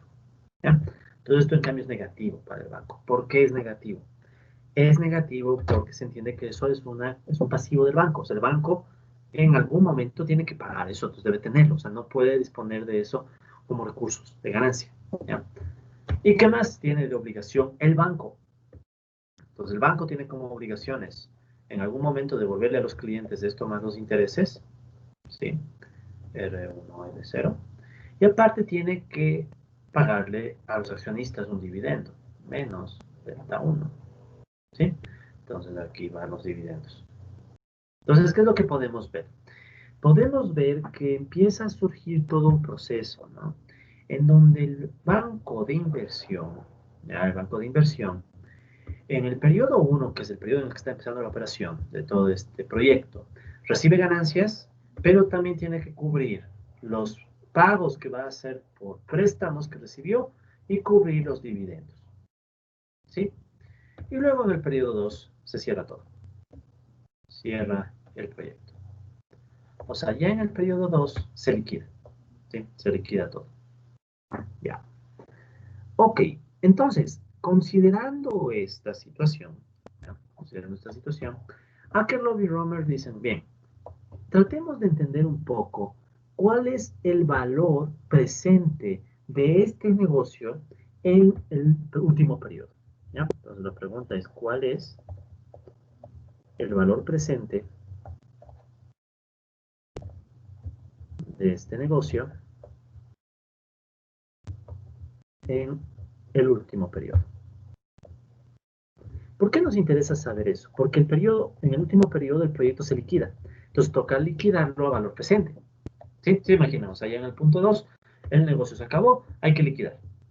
¿Cómo evaluamos el valor presente del negocio en el último periodo? Este es un típico ejercicio de finanzas en evaluación de proyectos, cuando uno tiene flujos financieros y tiene que sacar el valor presente.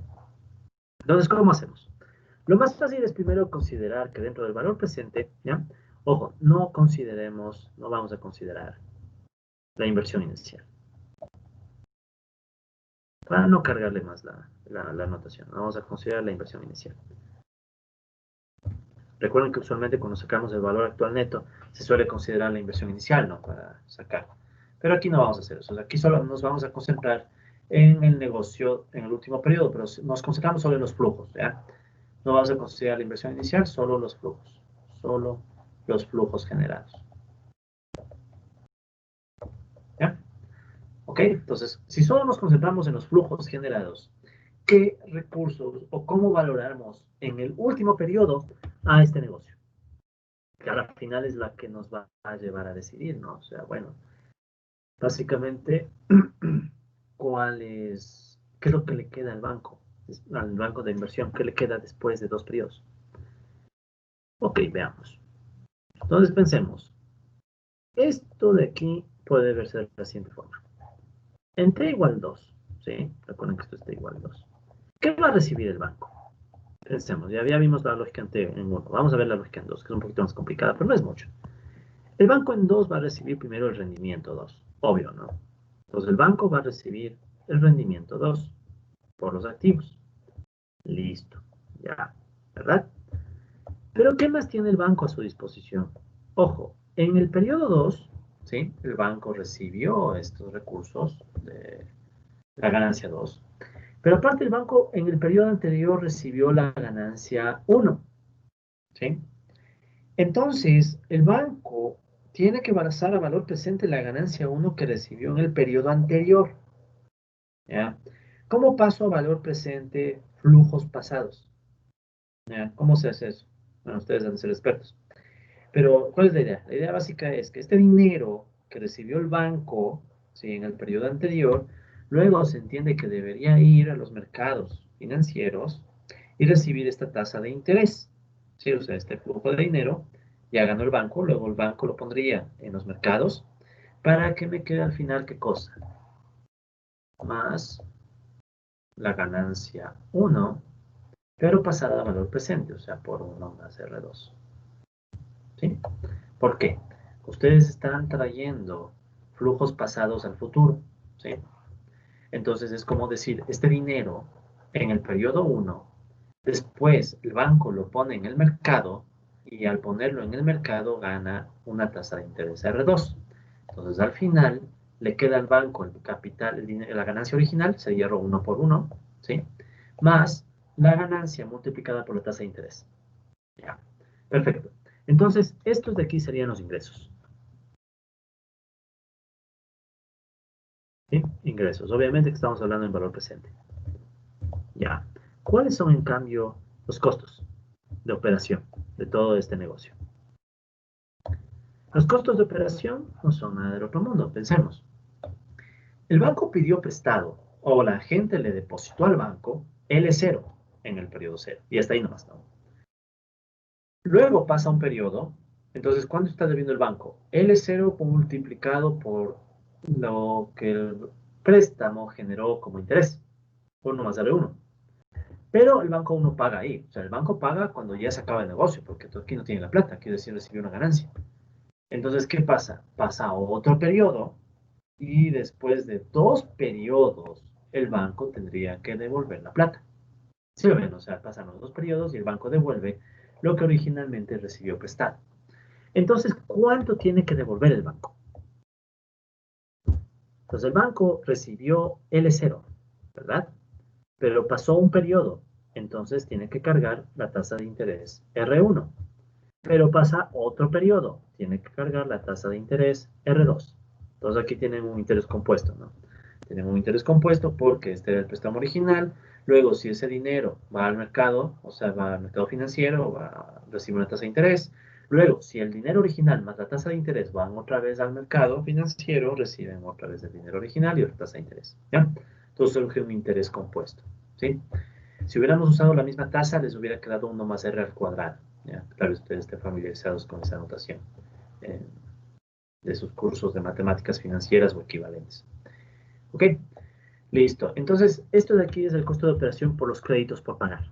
¿Sí? Entonces, esto de aquí es básicamente los depósitos por devolver, ya por ponerlo así bien, bien, bien clarito, ¿no? Entonces, desde el punto de vista del banco, dice, ok, yo recibí esto, perfecto, me toca devolver esto otro, ¿ya? ¿Y qué más le toca dar al banco? ¿Qué más le toca devolver? Fíjense, al banco le toca devolver los dividendos a los accionistas, ¿sí? Entonces el banco dice, ok, yo le di a los accionistas estos dividendos, pero se los di en el periodo 1. ¿Cuál es el valor presente de estos dividendos en el periodo 2? Lo mismo, debo tomar este flujo que está en el pasado y llevarlo al presente. ¿Eso cómo se interpreta? Tengo este delta 1. ¿Qué pasaba si la empresa, si el banco no le daba los dividendos a los accionistas? ¿Qué hubiera podido hacer el banco con esos dividendos? Podría coger esos dividendos, ponerlos en el mercado y ganar al final una tasa de interés. Eso es lo que se perdió. ¿Sí? Entonces, no es solo que se fueron los dividendos, sino que también se fueron los intereses que la empresa, que este banco hubiera ganado si cogía esos dividendos y los ponía en el mercado financiero. Entonces, el valor presente, ¿cuál es? Sería menos los dividendos pagados, pero multiplicados por 1 más R1. R2, perdón, sí, 1 más R2, porque es R2 la tasa de interés que se habría aplicado a este delta 1. Es parecido a lo que pasa con el RO1A, sino que este en cambio es lo que el banco obtuvo, esto es lo que el banco dejó de obtener por pagar dividendos. ¿Sí? Entonces, esos son depósitos por devolver también en valor presente, y estos son los dividendos pagados. Los dividendos pagados también en valor presente. Muy bien. Entonces, ¿qué es este monto T igual 2? El valor presente de este negocio desde el punto de vista del banco, ¿sí? ¿De acuerdo? Entonces, no se olviden que esto de aquí es el valor presente del negocio desde el punto de vista del banco. Valor presente del negocio desde el punto de vista del banco de inversión.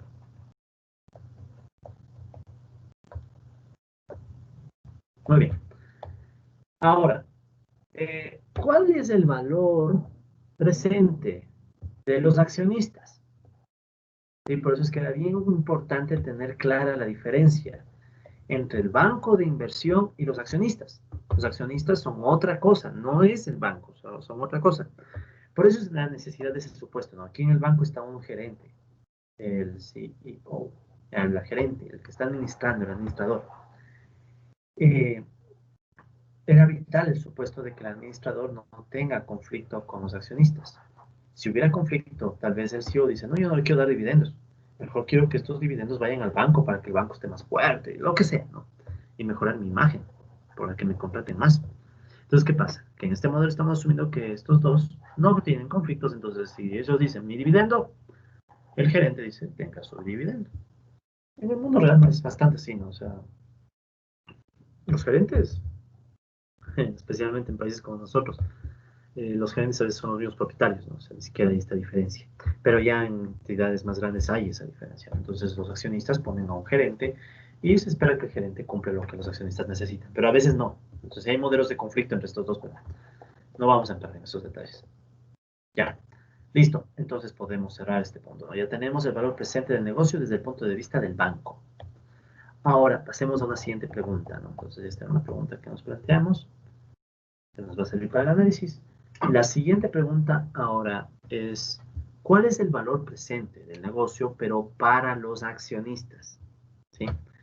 Y ahí va a empezar a ponerse el modelo más retador, ¿no? Porque cuando ya empezamos a hablar no solo del negocio y del banco, sino de los accionistas, la lógica empieza a ser distinta, ¿no? Entonces vamos a plantear la pregunta. Pregunta, ¿no? ¿Cuál es el valor presente del negocio? ¿Sí? ¿Cuál es el valor presente del negocio en el último periodo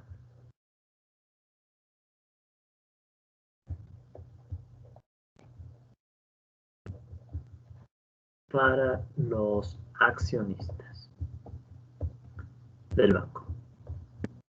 O sea, para los propietarios. ¿Sí? Muy bien. Entonces, pensemos, ¿no? Para los propietarios, en cambio, ¿cuál es el valor presente? ¿No? Ellos, ¿qué reciben? Como estamos analizando el último periodo, pero lo más fácil es ver qué reciben en el último periodo. Entonces, en el último periodo, ¿qué van a recibir? Los dividendos 2, ¿no? Delta 2.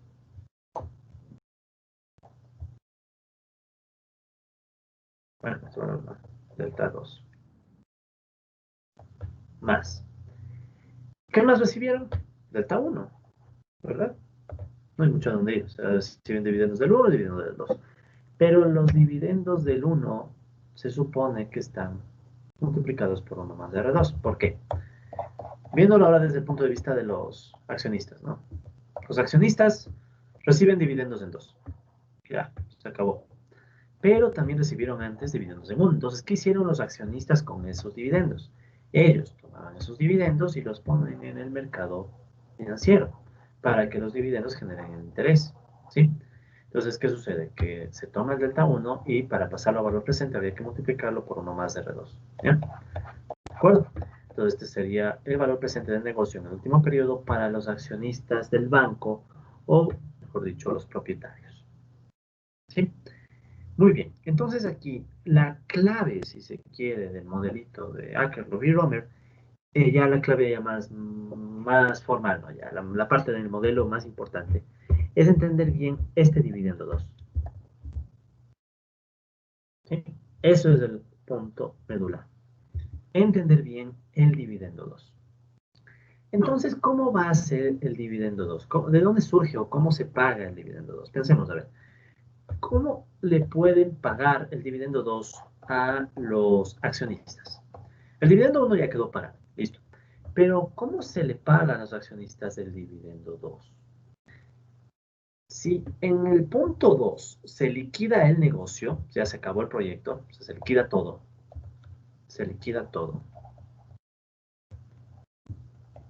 ¿ya? ¿Verdad? Si en el punto 2 se liquida todo, ¿cuántos recursos genera el proyecto? Si se liquida todo en el periodo 2. Entonces es obvio que si se liquida todo en el periodo 2, se generan estos recursos. El valor presente del negocio. ¿Sí? Entonces resaltemos eso también. O sea, este valor presente del negocio, el valor presente desde el punto de vista, esto se obtiene, es lo que se obtiene, ¿sí? Esto es lo que se obtiene cuando se liquida el negocio, cuando se liquida el negocio en T igual 2. ¿Ya? Ok, entonces vamos pensándolo, ¿no? La empresa liquida y los recursos que le quedan a la empresa, ¿cuáles son? Estos de aquí, ¿verdad? Todo este término. Si ese es todo lo que le queda a la empresa 2, ¿sí? Todo ese término. Entonces, ¿cuánto le pueden pagar de dividendos a los accionistas de la empresa 2? Entonces, a los accionistas de la empresa 2 lo que le pueden pagar es esto mismo. ¿Sí? O sea, este monto que está aquí se transformaría en los dividendos. O sea, sí lo ven, ¿no? O sea, es como que la empresa dice, ok, ya tuve mis focos en 1 y en 2 cierro. Y cuando hago mi valoración, bueno, ¿qué me quedó cuando cerré en 2? Cerré y me quedó esto. Esto, por tanto, va a ser lo que se le va a pagar de dividendos en el periodo 2, porque en el periodo 2 hay que darle todo a los accionistas, porque ya se acabó. ¿Sí? Ya se acabó. Entonces, como ya se acabó, toca darles a los accionistas lo que quedó. Entonces, esa sería la idea, ¿no? Entonces, como está armado el modelo que vamos a tener, que cuando todo se liquida, ya entonces aquí otra línea, ¿no? Entonces, esto de aquí, cuando todo se liquida, cuando el proyecto se liquida, se pagan los accionistas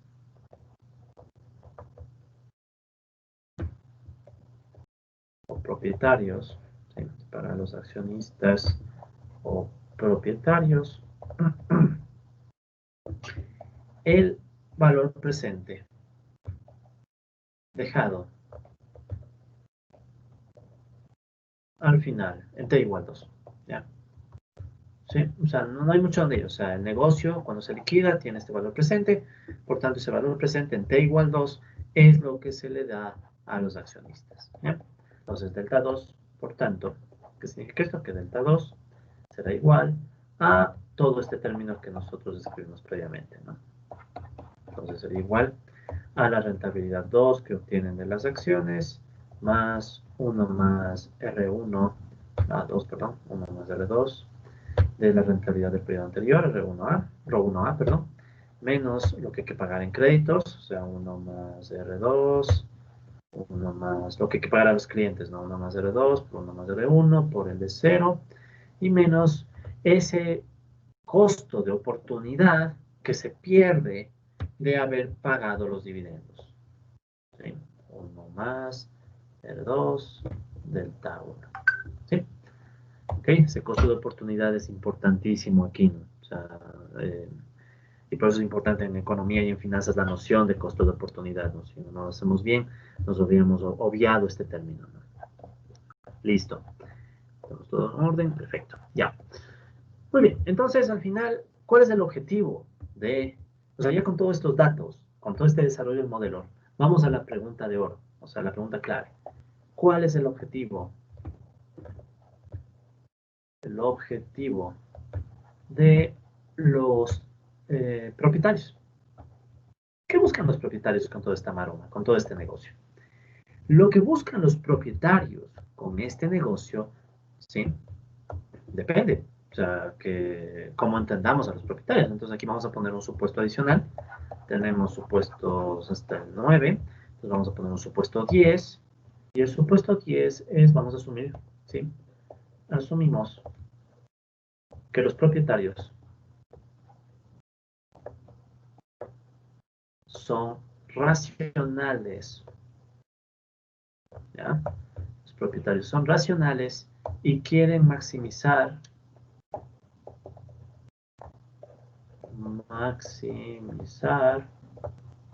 sus ingresos. De hecho, sus ganancias, ¿no? Porque ellos solo están recibiendo los dividendos. Entonces, ¿qué es lo que van a plantear a Kerlove y Romer? Lo que van a plantear es que el objetivo central de los accionistas es el siguiente, ¿no? O sea, vamos a tomar aquí, ¿qué es lo que reciben los accionistas? Vamos a repetirlo. Es el monto, ¿no? En el periodo, recuerden que esto es en T igual 2, ¿no? En T igual 2. Ya, o sea, esto es valor presente en T igual 2. Igualmente acá, por favor, no olvidar, no, valor presente en T igual 2. Ya saben que esto es un lío, ¿no? Si uno se equivoca y pone otro periodo de tiempo, ya toca cambiar las ecuaciones. Ok, entonces, ¿cuál es el objetivo de los propietarios? Vamos a contar, me queda. Vamos a ponerlo, ¿no? El objetivo es maximizar. Entonces, ¿qué es lo que reciben los propietarios? Ya, entonces, el valor presente, recordemos, valor presente en T igual 2, ¿cuál era? De los propietarios. Era los dividendos 2 más el dividendo 1 multiplicado por 1 más el interés que ellos obtuvieron cuando cogieron los dividendos y pusieron en los mercados. Entonces, lo que van a decir a Kerlove y Romer es que el objetivo es maximizar esto. O sea, lo que ellos van a buscar es maximizar esta suma. ¿Sí? Para maximizar esta suma, ¿cuál es la variable de control? ¿Qué pueden controlar los propietarios? ¿Sí? Bueno, a esto a Kerlove y Romer le llaman el B estrella. ¿Sí? Los B estrella es el valor máximo, ¿sí?, de los recursos que obtienen los propietarios de este negocio. ¿Ya? Entonces, la pregunta se resume a cómo obtienen ese máximo. ¿Dónde escogen o cuándo pueden decidir los propietarios? O sea, pongámonos en el rol de estos accionistas que quieren ganar, quieren maximizar lo que han obtenido en dividendos. Ya quiero maximizar. ¿Cómo lo hago? ¿Ya? La forma en la que pueden hacerlo, ¿sí?, es a través de elegir, ¿sí?, a través de elegir cuántos activos comprar al inicio, porque recuerden que ellos son los que van a través del gerente, dicen, bueno, ¿cuánto vamos a comprar de acciones? Entonces, al inicio, ellos tienen que escoger cuántas acciones comprar para que se dé todo el negocio, ¿ya? Porque el resto ya no depende de ellos, o sea, la rentabilidad depende de las acciones, la tasa de interés depende del mercado. Igual, los créditos dependen también de los clientes, o bueno, dependen, ¿no? O sea, ahí vamos a ver un poco los créditos. Pero el punto al que voy, por tanto, es ese, ¿no? ¿Cuánto del negocio se va a mover? Dependerá de la decisión de los accionistas de cuántos activos comprar. Entonces, la variable de decisión para esta maximización, ¿sí?, la Kerlove y Romer ponen a la A. ¿Sí? ¿Qué significa? Van a escoger la A que maximiza estos dividendos. ¿Sí? Pero no se puede escoger cualquiera. Sujeto a la restricción. ¿Cuál restricción? ¿Cuál es la restricción que impide que se escoja libremente cualquiera? La restricción es que recordemos que 0, bueno, primero obviamente los activos tienen que ser positivos, lo cual es un poco obvio, ¿ya? Pero recuerden también que para los activos había esta regla. ¿Sí? ¿Cuál es esta regla? Es el límite al apalancamiento. Límite al apalancamiento. ¿Ok? Entonces, ¿qué sucede? Resulta que en el modelo de Kerlove y Romer se dice que vamos a maximizar los dividendos obtenidos por los accionistas, pero no puede ser, y para eso se escoge una cantidad de activos, ¿no? ¿Sí? No olvidar que los activos se dividen en los activos se compran con capital propio y con depósitos de la gente. ¿Sí? No olvidar esto, ¿no? Este detalle va a ser súper importante. Entonces, la cuestión aquí es, ¿cuál es el objetivo? Bueno, maximizar los dividendos, pero sujeto a la restricción de que no puedo libremente escoger cualquier cantidad, sino que la cantidad de activos está limitada según los reglamentos que pone el gobierno, los límites al apalancamiento del gobierno. Impuestos entre comillas, ¿ya? Impuestos por el gobierno, ¿ya? Las agencias reguladoras te dicen mínimo C, o sea, mínimo debes cumplir esta C con tu capital propio. ¿Ok? Listo. Entonces, hemos planteado ya los principales elementos del modelo de Aker-Lobby-Romer. ¿Qué es lo que viene, colegas? Lo vamos a hacer en la próxima sesión. Vamos a ver cómo resolver este problema de maximización con una restricción. Vamos a hacer de forma más gráfica. Pero sobre todo, vamos a ver que si le ponemos una ligera variante, la situación cambia por completo. Porque, ojo, aquí, ¿qué estamos asumiendo? Entonces, bueno, aquí asumimos los propietarios son ya. Y estamos en este problemita que hemos escrito, ¿sí? O sea, esta igualdad en realidad, esta igualdad que acabamos de escribir sería un supuesto, ¿sí? Que debí escribirlo con palabras, pero bueno. Aquí estamos asumiendo que los accionistas solo reciben lo que el proyecto... ¿Saben qué? Lo voy a escribir abajo para que no quede tan atropellado, disculpen. ¿Ya? Entonces, solamente aclarar, ¿no? Que en esta ecuación se está cumpliendo un supuesto 11. ¿Ya? Disculpen, no lo puse en palabras. Entonces, vamos a escribirlo. ¿Ya? Entonces, aquí para que no quede atropellado. Supuesto 11. Los accionistas, ojo. Los accionistas solo reciben aquello que el proyecto genera. O sea, al momento, el gobierno no interviene. Todavía, ¿sí? Pero dejemos así nada más. Ya el gobierno todavía no interviene, ellos solo están obteniendo lo que otorga el proyecto. ¿Ya? ¿Qué va a pasar aquí? ¿Ya? Entonces, para la próxima sesión, ¿qué vamos a ver? Listo, aquí ya se ha cerrado el modelo y podemos hacer el análisis, todo lo que queramos. Pero cuando hagamos una variante en este último supuesto y digamos, ¿qué tal si los accionistas, ¿sí? ¿Qué tal si los accionistas dicen, a ver, ¿y por qué no le saco todo lo que puedo a la empresa en Delta 1? ¿Se imaginan? O sea, ¿qué tal si los accionistas dicen, ¿sabes qué? Saquémosle al banco todo. Digamos, no. El banco tiene en dinero unos $2.000. Pero tú dices, sácale $1.000.000. Y el sobrante, cuando vengan acá a cerrar el proyecto, se van a dar cuenta que falta. El gobierno se hace cargo. ¿Sí? Entonces, ¿cuál va a ser el truquito que vamos a ver en la próxima sesión? Que ahorita está cerrado, ¿no? O sea, ya el modelo se cerró, ya listo, vamos a explicar esto en la próxima sesión. Pero básicamente los accionistas están decidiendo solo lo que genera el proyecto. Pero en la próxima sesión que vamos a hacer una variante. Vamos a decir, ¿qué tal si los accionistas tuvieran la libertad de sacar todo lo que puedan del Delta 1? O sea, sacarle a la empresa hasta lo que no tiene. ¿Es imposible hacer eso? No. En las finanzas nada es imposible. A corto plazo. A largo plazo todo es imposible, pero a corto plazo nada es imposible en las finanzas. ¿Qué es lo que se puede hacer a corto plazo? Sacarle al banco a través de, bueno, el banco pone una cuenta en donde se va no sé cuántos miles de dólares a estos accionistas. ¿Sí? Entonces ya está en libros y etcétera. Entonces, cuando el banco quiebre en el siguiente periodo, llega el gobierno y dice, a ver, ¿qué pasó aquí? El banco tiene una quiebra, hay que cubrirle al banco, hay que salvarle al banco con... Pongamos números más o menos realistas, hay que salvarle al banco con $700.000.000.000. Y ahora, si no le salvas, el banco quiebra. Entonces, ¿qué hace el Estado? Le salva al banco. Pero luego el banco, con esos recursos, paga los dividendos y les salva a los accionistas. ¿Ok? Entonces, de eso vamos a hablar y vamos a completar el modelo de Aker-Lobby-Romer en la próxima sesión. ¿Ok? Pues con esto, colegas, damos por concluido el video de hoy.